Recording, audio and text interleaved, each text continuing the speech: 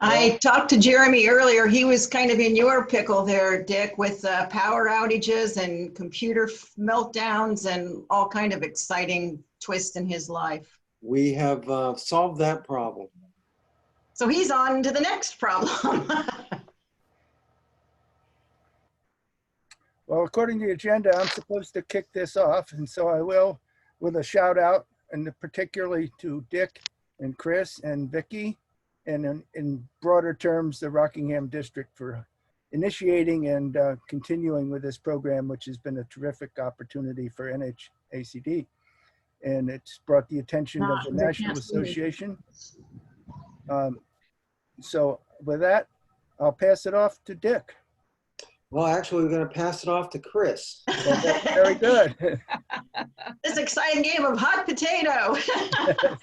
I do have a couple of news items to share. In the NHACD world, we have the $100,000 that we heard about at last month's meeting that, Richard, you said your hand was open and wide open and waiting for. That money is now sitting with Whitney and you. It's available for the uses it was intended for, as we talked about in our last meeting. We also have news from the State Conservation Commission. Their meeting will be August 20th. They will be discussing the findings of the subcommittee on the strategic plan. The mission statement, vision statement, and values statements will be discussed for the first time. We're encouraging people to contact your SCC rep for details about that. We have news on the national level with the USDA Natural Resources Conservation Services Chief Matt Lohr announcing in an online video that he's leaving the USDA this month in order to return to Virginia and farm full-time. In a Facebook post, he said, "I've been blessed to lead this agency," and he's cherishing the experience forever. His last day is Friday, August 14th. Associate Chief Kevin Norton will serve as the acting chief of NRCS. People are giving accolades to the work that Matt Lohr has done in that capacity and expressing a gratitude for what he's done in that capacity. So those are our three main news items. We had thought that we might have as a guest attending tonight, Becky Ross, our new state conservationist. I don't know if her region in America has a region of New Hampshire was affected by yesterday's storm, or if she is maybe the phone ending in 7065. I don't know whose joined us by phone on 7065, but. Hi, Chris. Sorry, not to interrupt, but this is Jeremy Lougee. That's my phone number. That's Jeremy, all right. Jeremy, good. You're not MIA, good. Yep, I did not want to have to run up Bay Road and find you. Good. Yep. Good. Thank you for registering your name and phone number like that. So we will have Becky as a guest next month. So we hope she's safe and well and didn't suffer damage in the storm last night. Our first guest tonight, our spotlight is Hillsborough County with Carrie Rickroad. She's been the district manager there since 2003. She holds a BS in business administration with a concentration in marketing from UNH. She's been active in the Conservation District Employees Association and has served as their past president. Carrie lives in Nashua with her family, and we're thrilled to have Hillsborough and grateful to have Hillsborough as our spotlight tonight. Thanks, Carrie. Thank you for the introduction. Hi, everyone. I have a presentation that I'm going to try and share with you all. So let's give it a shot.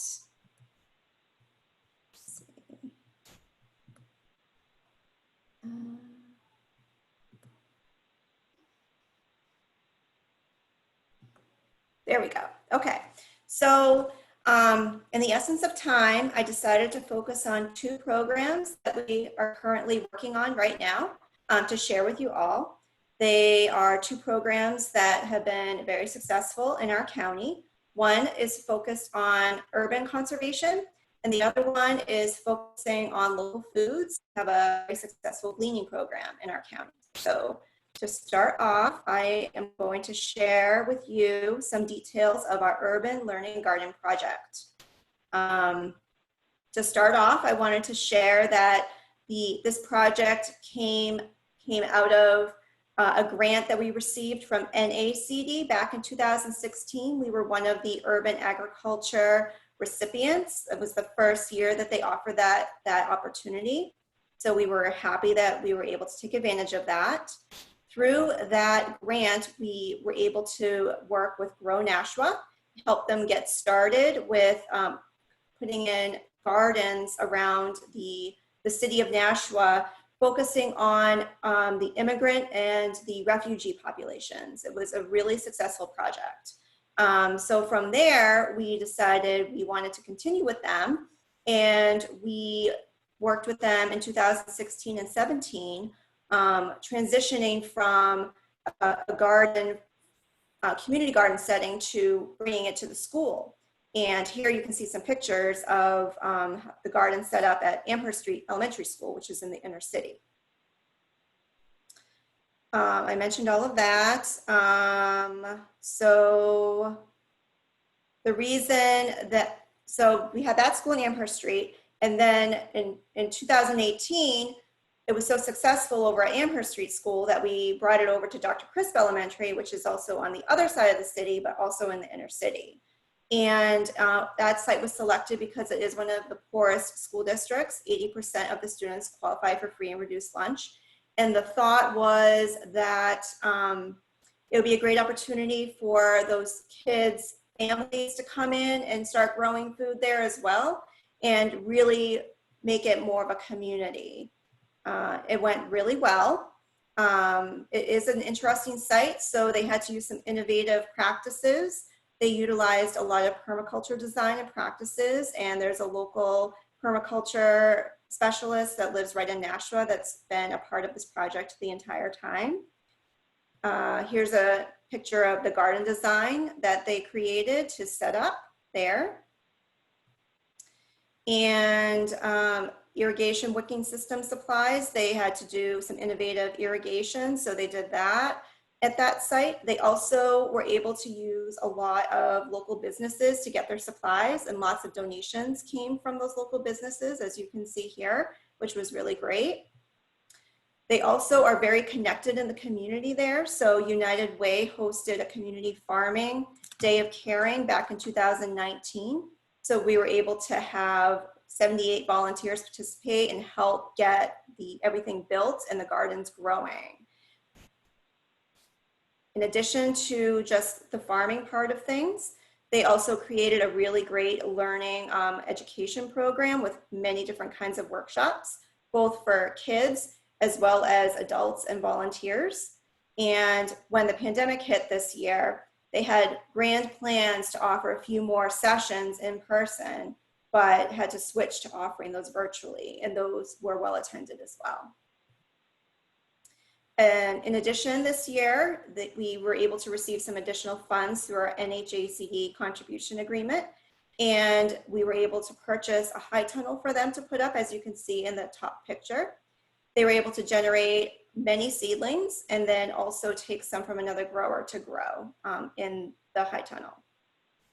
And at the end of the season, they were able to provide over 2,000 plants to approximately 100 families that were in need. So that was a really wonderful opportunity for those individuals, especially during the pandemic. Future plans, they would like to expand a little bit on the current high tunnel that they have. And so the hope is that beginning in 2021, that can happen and they can form even more of a relationship with the community. The second program I wanted to highlight is our gleaning program. We are a part of the statewide program called New Hampshire Gleans. We host the program here in Hillsborough County, and we've been a part of it since 2012. We call ourselves Hillsborough County Gleaners, and we received funding from the New Hampshire Charitable Foundation, but then supplemental funding also is provided by our district. We put some money towards the program, as well as the Greater Nashua Food Council has been giving us money since last year. And for those of you that don't know what gleaning is, the purpose is to collect fresh local food from area farmers, and then we deliver it to organizations who can redistribute it to those in need. So basically it's food collected from the farm that is not able to be, they're not able to sell. And we've been very successful.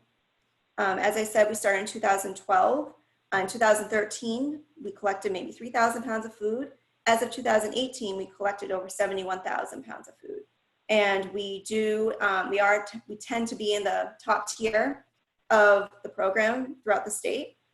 We started off with just about 20 volunteers, and now we have over 50 dedicated volunteers. We started with just collecting food from the farmer's market, but now all of our efforts have transitioned to be on the farm. And we deliver to many, many recipient organizations. Due to the pandemic this year, we found that it's taken us a lot of extra time to find even more outlets to deliver to. So that's been a little bit of a challenge, but we've been very successful with it. And new this year, because of our partnership with Grow Nashua, he started up a new program called Little Free Farm Stand, and it's set up outside of 5 faith-based organizations in the inner city of Nashua. So we've been starting to deliver some of our produce to those farm stands on Sunday as well. And that has been going over very well. So we're excited about that. And here's just some pictures of some of our gleaning over the years. Rose Gershfield is the person on the left here in the gray sweatshirt. She is one of our gleaning coordinators this year. Her mother on the right is Hazel Gershfield, and she is our second gleaning coordinator. Hazel's been with us since the beginning. She does a phenomenal job. And her daughter Rose has been volunteering with her since the beginning. And now that she's graduated high school, we've decided to take her on. So basically the program is being transitioned to her daughter, and she's doing a phenomenal job. I just can't say anything bad about it. We're just so thrilled. And the picture at the bottom, as you can see in the truck there, that was a pumpkin glean that we did at Brookdale Fruit Farm in Hollis. And Chip Hardy is one of the farmers there at Brookdale, one of the co-owners.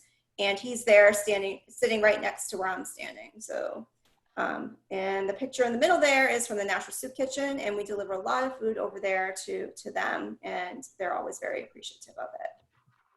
So that's all I have, but I'd be happy to answer any questions that you have.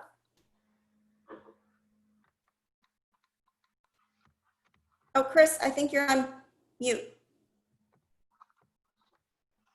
Thank you, whoever reminded me of that. I have a couple of quick questions. In one of your early photos from one of the school sites, you have a few beautiful shots of the raised beds, but one of them is from the air looking down. Was somebody, maybe you don't have to answer this, was somebody standing on the roof of a building, or was that a photo by a volunteer with a drone? Oh, I see what you're saying. Yeah, I'm not. I'm assuming it must have been a drone, because I can't imagine that someone would have been standing. Well, the photos, your PowerPoint is really outstanding. It really captures a lot of information. It's graphically very appealing.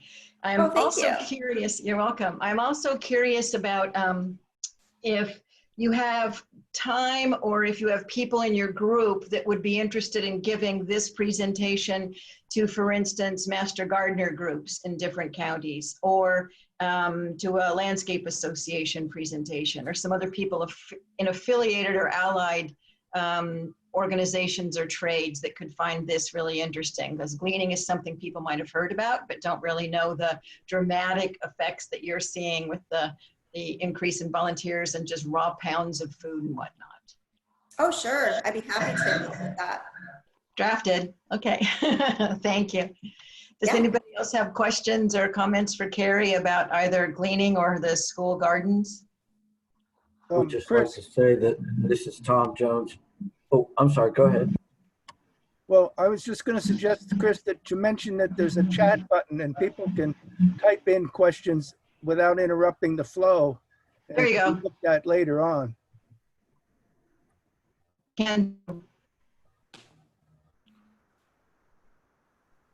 Tom, your turn. Oh, no, I was just going to say that was very nice, Carrie. Thank you. That's all. Thanks, Tom. Outstanding. Thank you. Our next part of our program comes from Southeast Land Trust. We have Jeremy Lougee working in conjunction with Vicki, I assume, or Vicki, are you doing some technical things for Jeremy? Okay, we have Jeremy's presentation from CELT. Jeremy works for CELT as the project manager and farmland coordinator.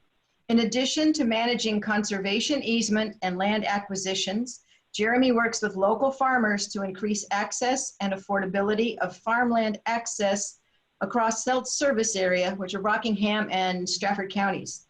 He grew up on the Huckins Farm in New Hampton, a small dairy farm which sells a variety of products such as raw milk, yogurts, and cheeses.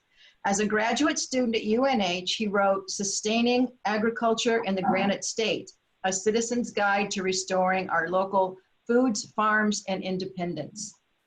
We're happy to have Jeremy's presentation tonight. Thank you, Jeremy, and thank you, Vicki, for the backup tech support with the troubles we've been having from the storm last night. Thanks, Jeremy. All right. Well, yeah, thank you all. And my apologies for not being on the Zoom in person. But thank you, Vicki, for, I guess I'll just holler whenever I'm ready to go from slide to slide. And hopefully I can remember what the slides were. So, I'm sorry, what? Oh, no, I just said that sounds good. I'll pay attention for when you need me to change the slide. Okay, great. So, yeah, I'd like to just start off by saying, we do a lot of farmland protection itself. And, as we started thinking about it and as some of our farms that we maybe had conserved, say, 5-10 years ago, change ownerships, we realized that some of those farms were actually being sold to non-farmer landowners. And, obviously the point behind protecting farmland is, there's a scenic benefits, there's wildlife habitat benefits, water resource benefits, but probably one of the biggest and most obvious benefits is local food production. And when farms transition out of farmer ownership and are purchased perhaps by either absentee or more wealthy landowners, sometimes there are improvements that are made onto those properties that simply put it out of financial reach for most farmers. So that's kind of where this presentation is coming from, and I'll just kind of walk through, some of the considerations we've made and some of the ways that we've tried to improve our farmland protection to go perhaps a little bit beyond conservation easement. And I think, probably makes sense since I'm on the phone to hold questions unless it's really burning, and then feel free to interrupt or just use the chat function, and I think someone can interrupt me. So the first picture is Bodwell Dairy Farm in Kensington, New Hampshire. And Vicki, we can go to the second slide. So, one of the things that prompted me to start working on this, as was mentioned, I did a grad program at University of New Hampshire, finished in 2009. And, one of the things we were looking at the time was just how much farmland New Hampshire's lost since the early 20th century. The graphic, 90% of farmland lost. Now, naturally, some of that, we had a lot more farmland back then, post-sheep era. But a lot of that, a tremendous amount of that has been lost to development in the southern tier of the state. So one of the things that folks have tried to do in the food system world is think about, how can we vision a more locally sourced food system? And so this group, Food Solutions New England, has created a goal to produce somewhere in the neighborhood of 50% of our food supply by the year 2060. Right now, New Hampshire's probably hovering in the 7 to 10% of our food is produced in state. But obviously, COVID has proven, we're at the end of a very long supply chain. And so, when there are issues with that supply chain, sometimes northern New England are the last ones in that chain. So next slide. So I think the next slide is just, to recognize housing is critically important. And, to be a conservationist is not to be anti-development. It's just to be trying to be a little more thoughtful and smart about where the development goes. And considering New Hampshire has such little productive farmland soils, we really want to try to save those soils to grow food when we need it. Next slide. So I probably mentioned this already, but on average, food travels about 1,500 miles to get to New Hampshire, which is a very long distance traveled. And when we saw some food shortages in terms of the meats, as meat producers had to shut down due to COVID, but very similar things could happen if there was some kind of natural disaster where the trucking couldn't get from, say, the West Coast over to the East Coast. And we just want to think about it. We're obviously not going to bring 100% of our food production back to New England, but it might be wise for us to bring a little bit more back than we have right now. So next slide, it should be just like a farmer looking at a classified ad.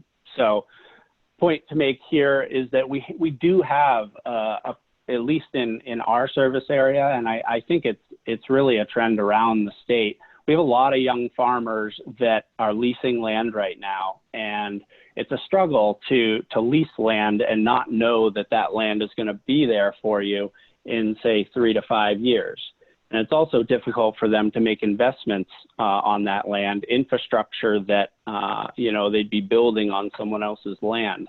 So it's really critical for these young farmers to eventually own their land. And it's becoming harder and harder to do that, especially, I can't speak for other parts of the state, but in the Seacoast, land values are climbing to be so high that it's just completely financially unviable to be able to buy farmland and then make a living farming it. Next slide, I believe, talks about the municipal farmland.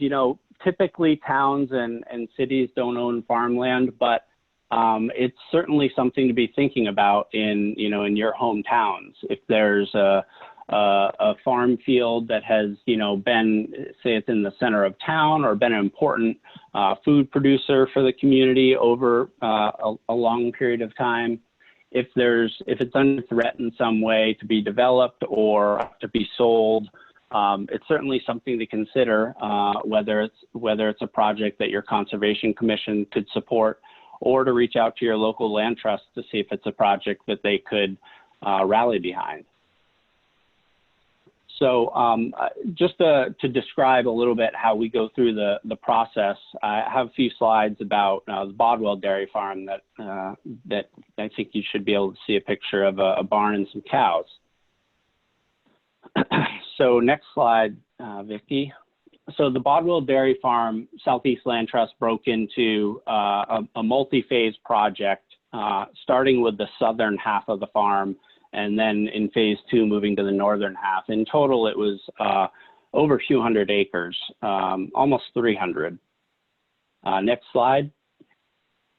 So it should show a conceptual development plan that was created for the farm. Now, this was done just for appraisal purposes, but it really gives you a sense from a developer's perspective when you have these open farm fields. Because there are fields there, typically the soils are good, somewhat free of rocks. So it's really prime development territory. And, when we did this conceptual development plan, we were surprised to see that, we could have either sold 49 house lots or protected, which is ultimately what we did, protected 100 and some odd acres of important farmland soils, which once houses are built there, you're just not going to get those farm fields back ever. Next slide. So I believe this shows just a little bit about the cost of community services. Most people have heard this once or twice before, but essentially the cost of maintaining an open farm field from a town's tax municipal cost perspective is virtually nothing. However, the argument could be made that by putting say 50 houses in a farm field, you're going to get a whole lot back in taxes, more so than the farm could ever generate. And while that's true, these cost of community service studies have shown that you're actually, by the time you're done building those houses, you've also had to build more, enlarge your schools, enlarge police and fire, other services like water or sewer. So in total, it ends up costing communities more to support those houses than it does over the long term to just keep the land open. Next slide. So doing these farmland protection projects, you're really having to tie together a lot of different grants to make these projects work. NRCS is the primary driver here in New Hampshire. They'll contribute 50% of the easement's value to the project. And then you just have to stitch together a whole lot of other grant sources to cover the costs to do the project and to pay the landowner for the conservation easement. I think on the Bodwell project, we are at 9 or 10 different grant sources. And, you know, all of those require writing applications and managing that money, making sure some of it can only be spent on particular aspects of the project. So it can be a really technical and long-term project. Bodwell Farm took us about 4 years to do. The next slide. This is the last one I think I'm going to cover because I definitely want to leave a lot of time for questions. But you know, important thing to think about when you're considering a farmland protection project is working farms are, you know, they're a commercial operation. They're a busy place. There's usually heavy equipment around, and this is not the same kind of project as protecting 100 acres of, you know, pristine forest or a large riparian area adjacent to a river. This is a working farm, and it's really important that whoever decides they're going to hold the easement and steward that easement in perpetuity understands that it's just not the same animal as a typical natural resource-based conservation project. So it's just a little word of warning. And you know, if, as I said before, if you're ever curious about whether a land trust would be interested in a project, the easiest thing to do is just pick up the phone and give me or whoever sits at my seat at your local land trust, give them a call and let them know about a potential opportunity that you're either thinking of or that you've heard about through the grapevine. I love getting those calls. So I think what I'll do now, Vicki, if you don't mind, I'm just going to have you skip to just about the last slide. It says, what's next? There's a picture of Hal Bodwell kind of leaning on a gate. Got it. All right, great, thanks. So this is what I alluded to at the beginning. You know, we've done a really good job, and we more or less figured out the cadence of how to put a farmland project together. You know, we strive to protect all the important commercial farms in our area.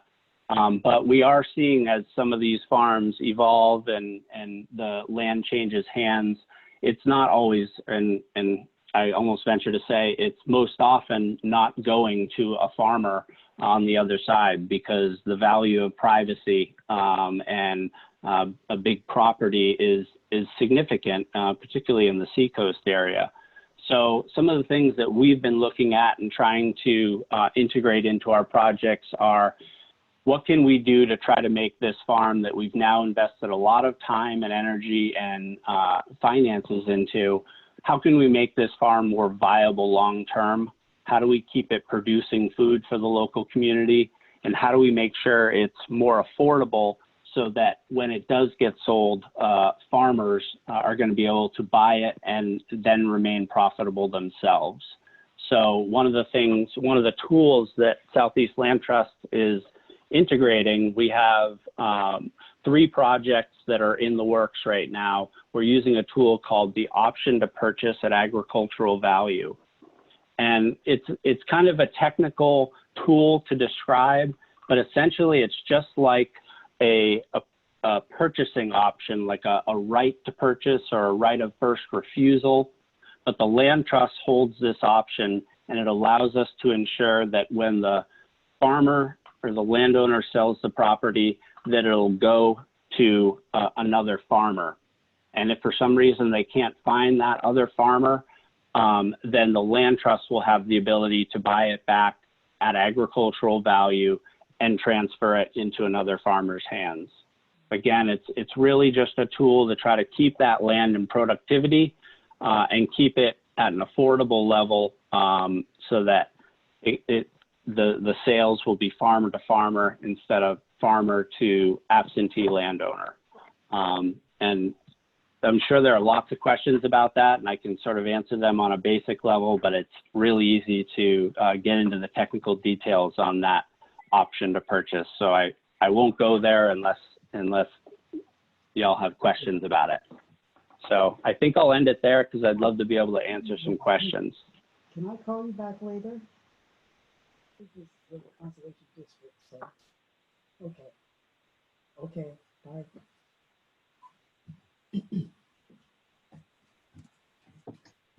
Any questions?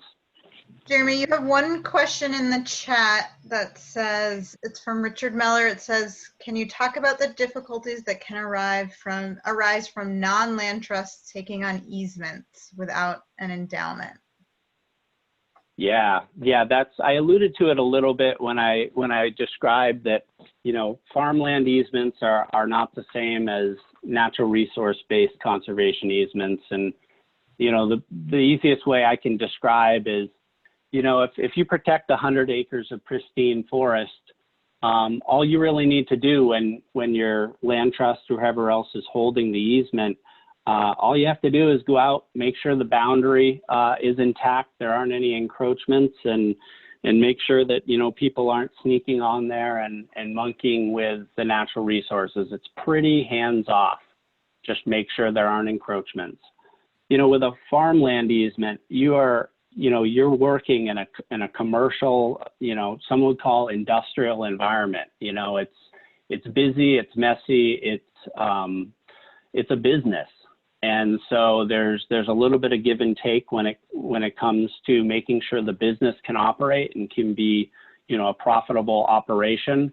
And a lot of times, I'm talking to conservation districts, so I think a lot of people do understand farms here, but whether it be a conservation commission or a municipality who decides they're going to hold the farmland easement and monitor it, they might not have monitors that know much about farms. They see a hole in the middle of the field and, they think it's, someone is stealing dirt or, doing something against the easement. And so it's really important to have trained stewardship staff that are used to monitoring farms, visiting, talking with the farmers, having the vernacular to basically understand what's happening there. And, to make sure that at the core, the soil resource is being protected. We conserve farms not just for the soil, but, for a whole other host of benefits. And at the end of the day, we have to make sure all of those purposes and the intent of putting the easement on the property, make sure all of those are stewarded forever. So it is a tall task to do that year in and year out.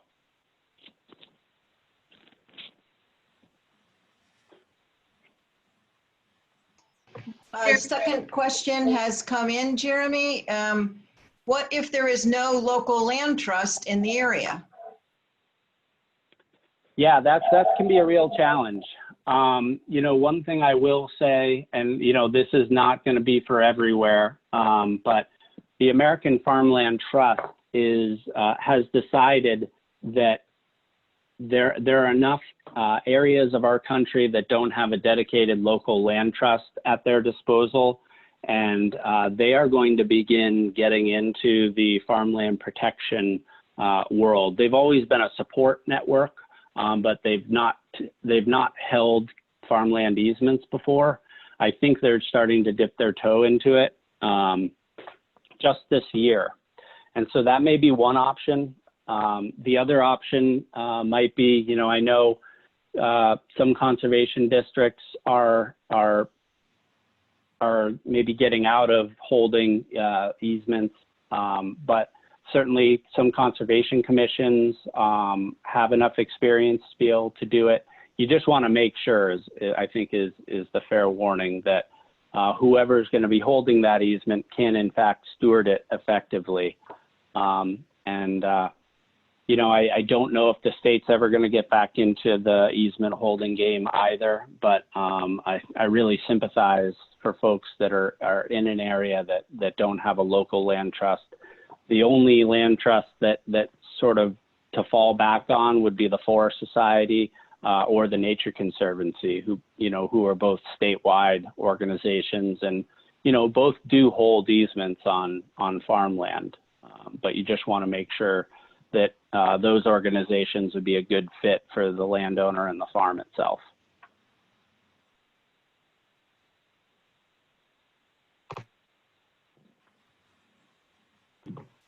I don't see anything else in the chat. If anybody has anything else for Jeremy, either speak up now, or you can get a hold of Jeremy with his email through the Southeast Land Trust. And I'm sure Jeremy's happy to connect you with people or talk further with you if you have individual questions. Is there anything else right now pressing for Jeremy? Just thank you, Yeah. Jeremy. Yeah. Oh, thank you.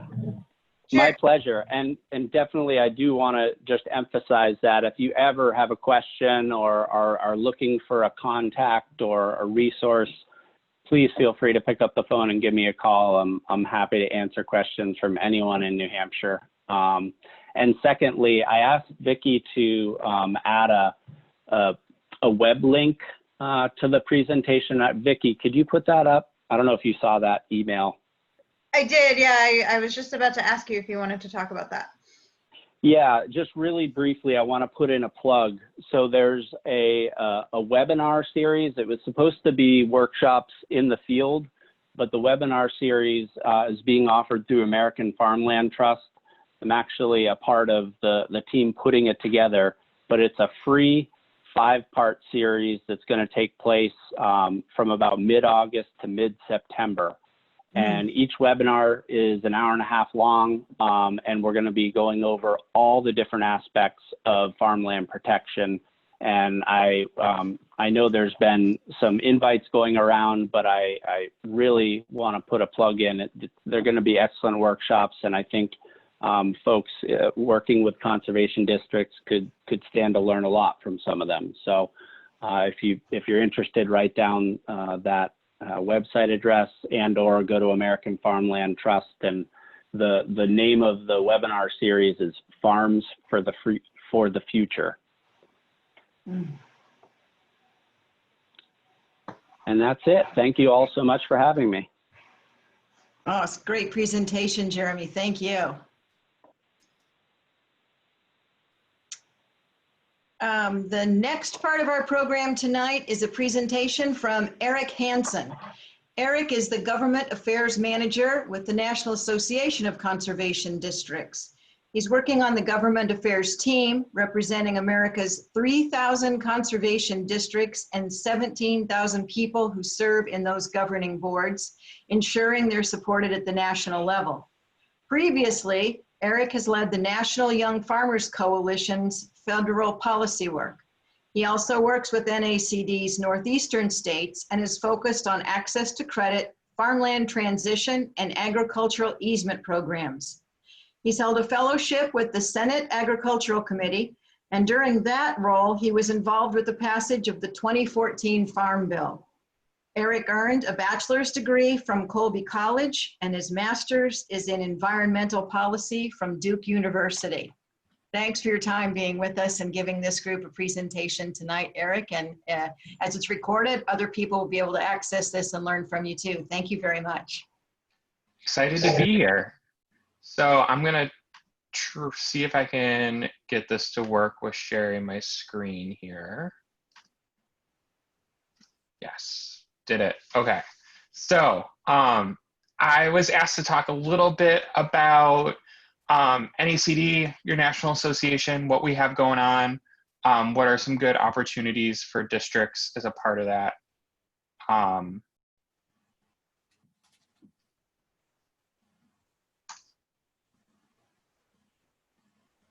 And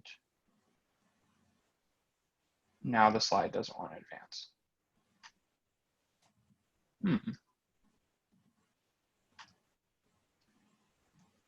Haha, got it. Okay, here we go. Back on board. So I'm going to talk a little bit about NACD, who we are, what we're doing. I have started adding some district success stories to these presentations because I've things I hear from folks out in the field is that they're really interested in hearing about what other districts are doing, getting some ideas about how other districts have been able to be successful and grow and expand. So I want to touch on a couple cool examples from other states, maybe get you guys thinking about what you all can do and give you some ideas there. And then talk a little bit about, spend most of our time here talking about opportunities at NACD, what we have for you, resources that are available, etc. So background on NACD, we're turning 75 next year, which is a very long time, but actually probably shouldn't be a surprise to you guys because we're all kind of coming up on the same anniversaries about the same time. So, but super excited for that. This can be a big focus of our meetings and our work in the next year. NACD was actually founded by a group of district supervisors that saw all the farm equipment coming back from all the heavy equipment coming back from World War II and thought that it could be used on farm and could be used to implement conservation stuff on the farm. So they, they pushed. So they pushed for Congress to let them use that equipment and to get that available to them, and it did not work out. The equipment went elsewhere and they failed. But what they learned in that experience was that they needed a more unified, a stronger national voice to be able to push for policy change. Okay.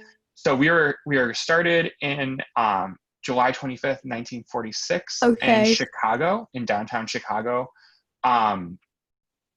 really to help strengthen our voice at the national level. So, and it's still, I do a lot of our federal policy work in addition to supporting our Northeastern states, so it's still really kind of a bedrock part of what we do.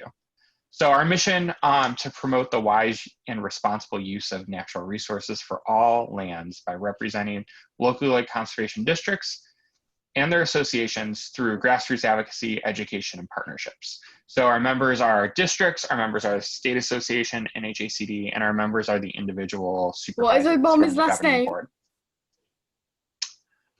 So talk about a couple success stories quickly, hopefully kind of seed some cool ideas for you guys.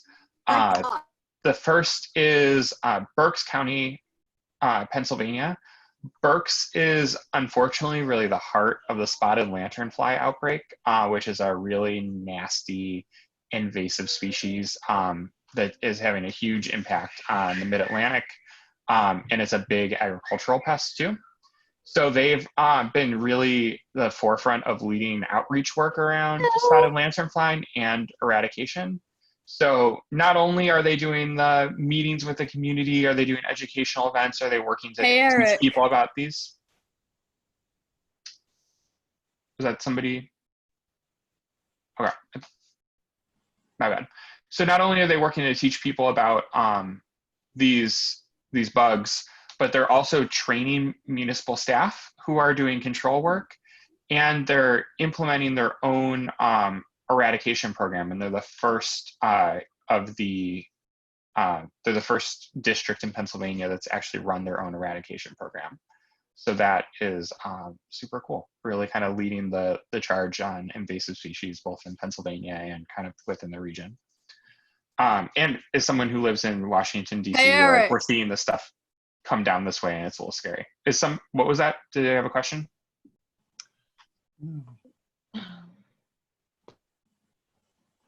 There's not a question. I would ask if you're not speaking to please mute, and I'm a little concerned because there's some names coming through on chat that I don't recognize. So if you're not speaking, please put yourself on mute. And in the meantime, we'll see if we can solve anything else going on with chat. Sorry, Eric. No worries. So moving right along, the second example right over the border, Penobscot County, Maine. So a lot of districts across our region do plant sales and seedling sales. They do a brook trout sale. They're working on stocking backyard ponds, and that's not, selling brook trout, not for our folks in the Midwest, it's very unusual, but not like the most unusual district activity. But they had a guy who was supplying their trout for years, and he decided he wanted to retire. And because it was one guy, they lost their source of trout. So they ended up partnering with the local tribe, the Aroostook Band of Micmacs, that to grow the trout, because they had just put in this fish farm facility, and they had a lot of trout and they didn't have a market for it yet. So they were able to partner with the tribe.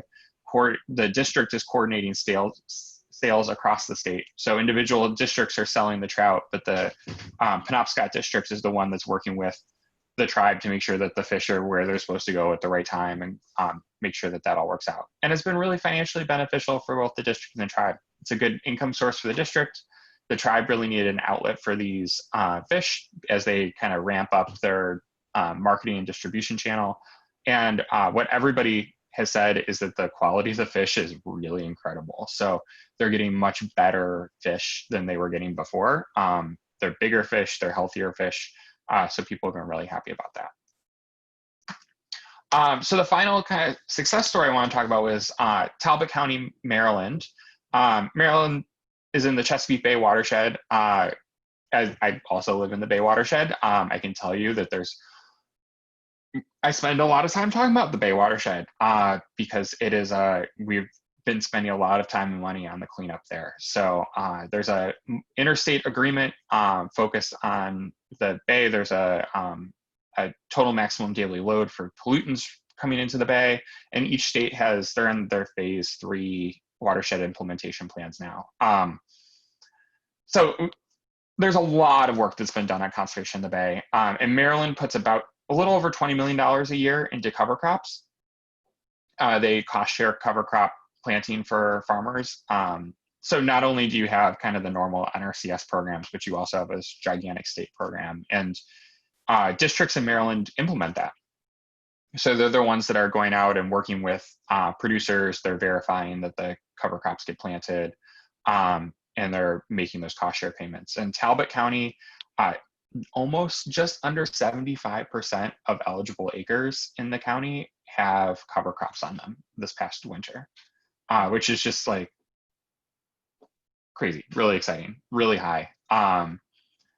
And I especially like throwing that kind of statistic around with our friends in the Midwest who have, like 5% of the land. We got 75. It's pretty awesome. So they've done a really incredible job working with their local producers, trying to educate them on the value of cover crops and getting those cover on the ground.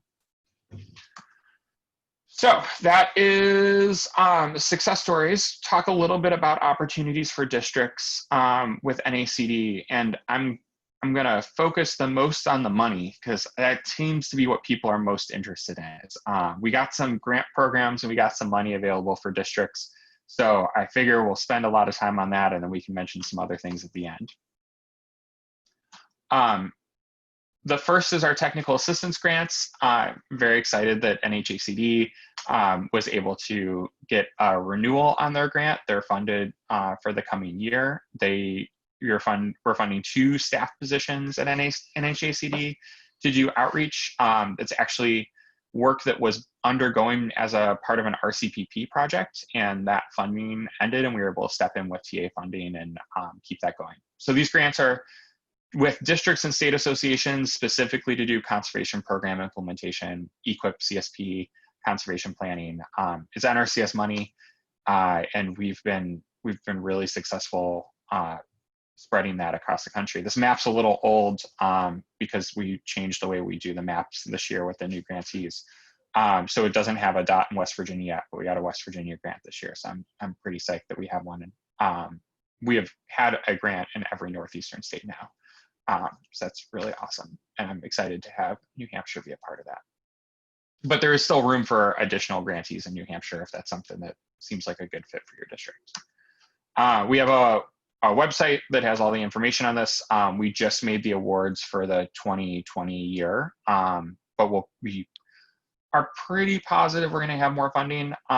Next year, the funding for this program has only grown. The first year we had 10 million. The second year we had 12. This past year we've had a little over 16. So it's good. Unfortunately, it's because NRCS is understaffed and they can't do the work themselves. I'd much rather NRCS do their work themselves, but I'm really grateful that districts are able to step up and help out there. So and then Carrie did a really great overview and introduction of our urban grant program, which we've had 3 in New Hampshire so far, Hillsborough, of course, Merrimack and Cheshire County. These are doing work specifically with urban producers. We define urban really broadly. So if you're kind of a population center of some sort, you qualify. We're not looking for just Boston. So I would encourage people to think a little bit about that if you want to build an urban program, work with people on conservation and access to food and community gardening. And then this is the final of my maps, is conservation planning boot camp. So we have been working with NRCS for, I think this is the 4th or 5th year now, sending district staff to boot camp in Lincoln, Nebraska. Unfortunately, all of the dates this year got canceled because of the pandemic. Not a huge surprise, but still disappointing. But we should be having that coming again next year. So it's a 3-week long course, all expenses paid. The only thing the district has to cover is the staff time.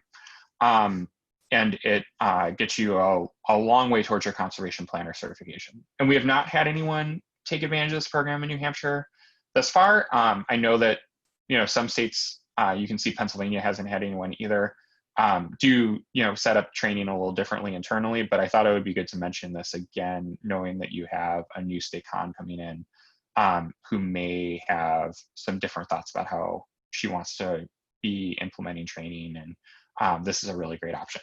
And like I said, we pay for everything from the cost of the flight out there, meals, your dry cleaning should you need dry cleaning. Pretty much everything's taken care of. So it's a long time away. It's in Nebraska. Like, I get it, but it's a pretty cool opportunity. And then the last thing, kind of in terms of money that I have, is our Friends of NACD grant program, which this past year we offered this for the first time. It's a really cool new project we have going on. So if you are an individual who would like to contribute to NACD outside of a district, you are welcome to make a donation. We have a Friends of NACD program. We will happily put any contribution you want to make to really great use at the National Association.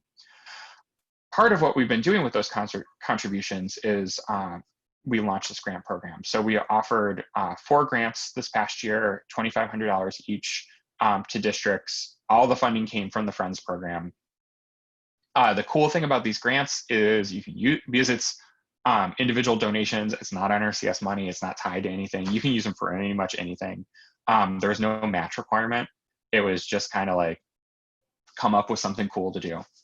We were hoping to see projects that really helped build district capacity, helped them improve their fundraising. I think we had at least one awardee that was using the grant to buy materials for a fundraising event. So I think they were doing some kind of plant sale, and were using the grant to buy the materials, but there was also a fee involved. So they were bringing in some income that they were being able to put together for that project. So things like that, where you're really multiplying the money and really making some transformational change for the district is great. And at least in this past year, the way that they weighted the applications is there's really a bias towards smaller districts that weren't super well resourced, districts that didn't have 5 grant programs going on already. I think that if you, for example, already had a TA grant with us, it moved you down lower on the list. We were looking for people that didn't have that already. And I believe you did have to make some kind of contribution as a district to NACD in dues, but there wasn't a minimum there. So there's not been a formal announcement about this yet, but I would imagine it's coming back next year. It's been really successful so far. So definitely something to keep an eye out for, especially, we've been talking about Hillsborough's urban grants and Cheshire and Merrimack and districts that have really leveraged some of our grant programs. If you're sitting there and thinking, well, my district's never going to be able to, manage that program right now. Well, this is a great way that could help build some capacity towards that. And of course, we do a lot more than just the money stuff. We have on our website stewardship and education materials. This year is Where Would We Be Without Pollinators?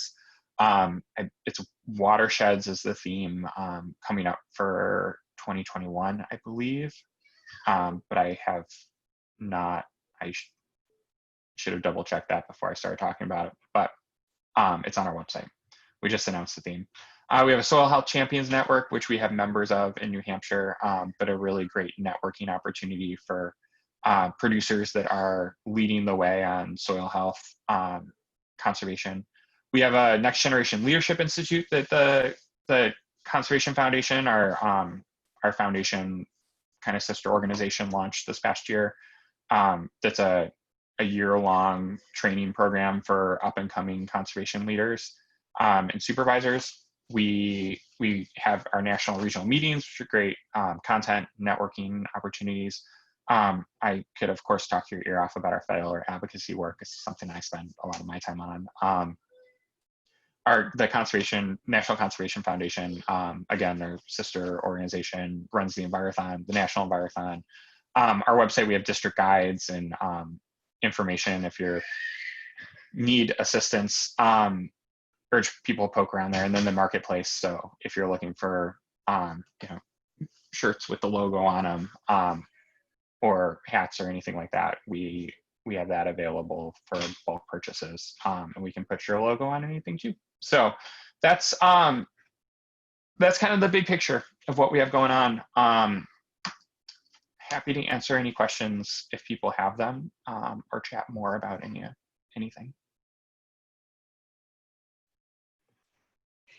There were a couple of interactions on chat asking about the capabilities for virtual boot camp, or if looking ahead, are you thinking some of these trainings might go to the virtual format? Yeah, I don't have anything to report on that at the moment, but it's definitely an active discussion. I know that particularly the boot camp team is very concerned about how we're going to continue to meet the training needs that districts have across the country right now, and are pretty concerned about the fact that we had to cancel all those sessions. So there's definitely been discussion about what a remote boot camp might look like. I don't think we're at the point of announcing anything yet, but that's definitely something we're talking about. Good, good. Eric, Thanks for putting your email address up here so that people can get more information as they need it. Sorry, Tom. Sorry to interrupt you. Oh, no worries. Eric, I just want to say that was a great presentation, but I have to ask you, what is it we're looking at in your last slide? That is Sammy soil. That's Sammy soil. Okay. That is Sammy soil. Okay, I dig. And that is a big step up from the old Sammy soil costume, let me tell you. It definitely is. That's why I was confused. Thank you.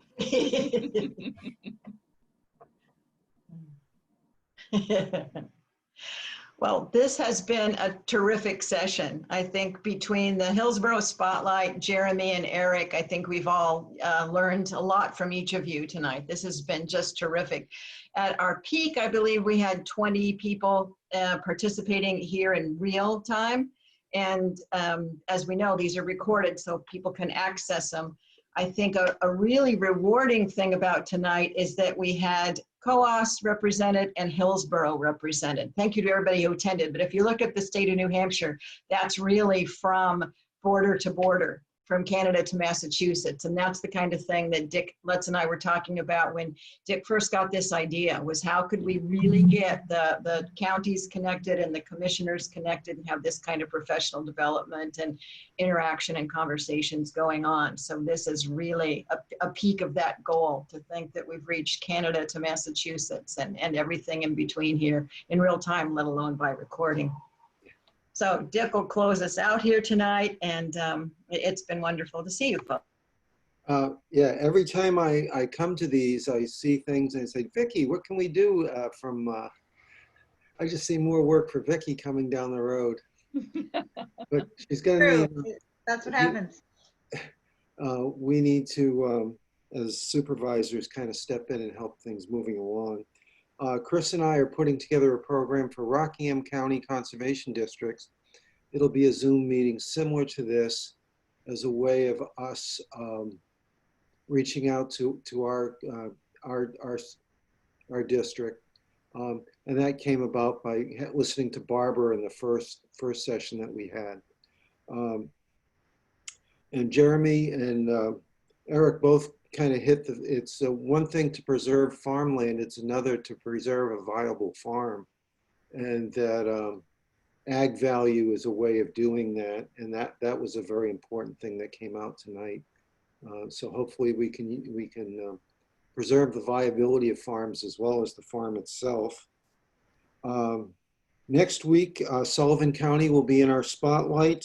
Becky Ross, our new state conservationist from NRCS, will be here.